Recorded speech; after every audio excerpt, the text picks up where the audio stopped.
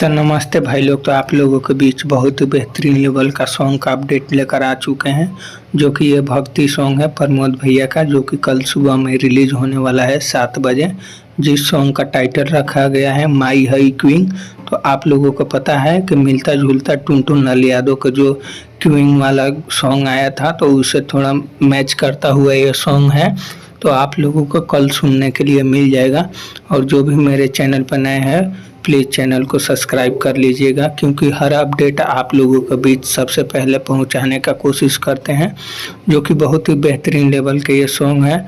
और भी सॉन्ग आप लोगों को पता है कि बैक टू बैक प्रमोद भैया का सॉन्ग आ रहा है, भक्ति सॉन्ग। तो आजकल प्रमोद भैया भक्ति सॉन्ग रिलीज कर रहे हैं। तो और एक सॉन्ग का शूटिंग हो चुका है, उसका भी आप लोगों के बीच अपडेट जब भी पोस्टर आता है वीडियो के माध्यम से आप लोगों को बता दिया जाएगा। तो आप लोग सब्सक्राइब करके ज़रूर रखिएगा, इससे आप ही लोगों का फ़ायदा है, क्योंकि हर एक न्यू सॉन्ग का अपडेट आप लोगों के पास सबसे पहले पहुंचे, जिस पे आप लोग रील बना सके सबसे पहले।